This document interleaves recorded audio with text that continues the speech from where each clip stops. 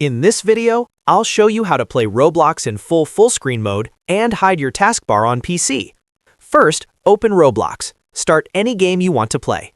Once you are fully loaded into the game, press Escape on your keyboard. This will open up the main menu.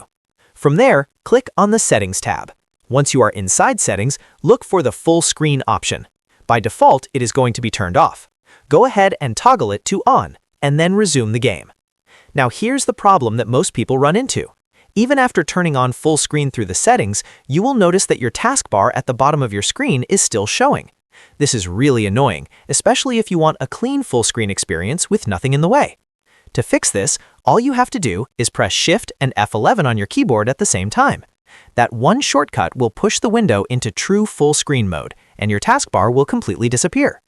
If you ever want to go back to windowed mode, just press Shift and F11 again, and it will switch back instantly. The best part is, you do not even have to go into settings every time. You can just use the Shift and F11 shortcut at any point while you're in the game, and it will toggle full screen on and off.